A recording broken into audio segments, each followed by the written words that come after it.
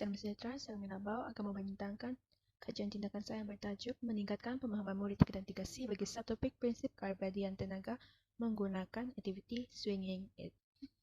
Baiklah, kita pergi secara ringkas tentang refleksi dan fokus kajian.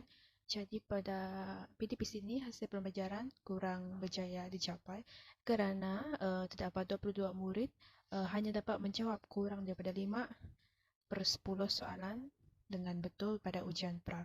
Jadi berdasarkan keputusan ujian pra ni didapati 22 murid ni tidak dapat menguasai subtopik prinsip keabadian tenaga.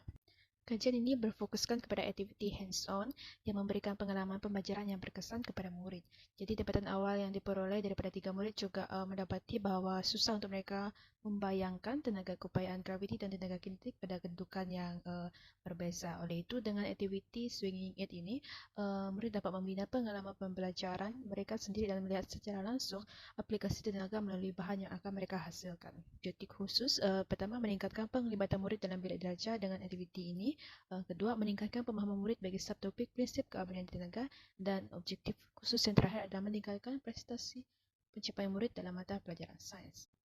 Peserta kajian melibatkan 22 orang murid dari kelas tingkatan C di mana pemilihan adalah berdasarkan pencapaian mereka yang lemah dalam subtopik prinsip keabadian tenaga. Cadangan tindakan diaplikasikan pada fasa aplikasi idea di mana saya akan menyediakan tali dan lembaran aktiviti ataupun lembaran kerja, dan murid akan membina bandur ringkas mereka sendiri menggunakan tali disediakan dan mengikat apa-apa sahaja pada hujung tali tersebut untuk dijadikan beban ringkas. Jadi selain penerapan aktiviti swinging it ini pada fasa aplikasi idea, saya juga menerapkan elemen multimedia dan permainan pada fasa pembelajaran yang lain. Jadi berikut merupakan langkah-langkah ataupun aktiviti yang dilaksanakan pada setiap fasa. Pada fasa pertama iaitu orientasi, jadi murid akan menyusun permainan puzzle secara berkumpulan. Fasa kedua, murid akan melihat video macam video roller coaster ataupun video memanah, lalu mereka akan menyatakan bentuk tenaga yang ada pada video tersebut.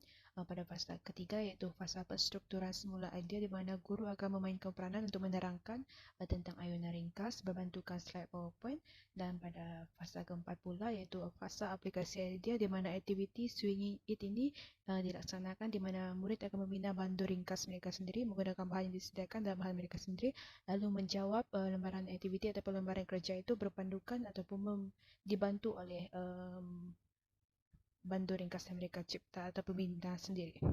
Jadi pada fasa yang terakhir adalah fasa refleksi di mana murid akan menjawab ujian pos. Jadi berikut merupakan dapatan kajian. Jadi dapat kita lihat bahawa kita dapat tengok perbezaan yang signifikan antara sebelum dan selepas tindakan intervensi ini dilaksanakan. Jadi dapat kita lihat bahawa skor bagi ujian pos semakin meningkat. Jadi menurut kajian lepas menunjukkan bahawa murid lebih mudah untuk memahami alam sekitar apabila mereka berinteraksi dengan fenomena menggunakan deria untuk membuat pemerhatian dan menggunakan instrumen bagi meningkatkan keupayaan mereka.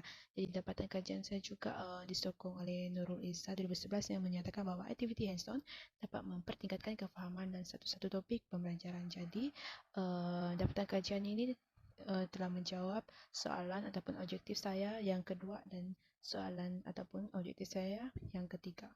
Selain itu, saya juga menggunakan pemerhatian secara berstruktur untuk melihat penglibatan murid di dalam bilik darjah. Jadi, dengan penggunaan aktiviti swinging it ini, dia telah meningkatkan penglibatan murid di dalam bilik darjah. Oleh itu, dapatan kajian ini menyokong objektif ataupun soalan pertama saya, iaitu peningkatan penglibatan murid di dalam bilik darjah apabila aktiviti swinging it ini dilaksanakan ketika PDPC.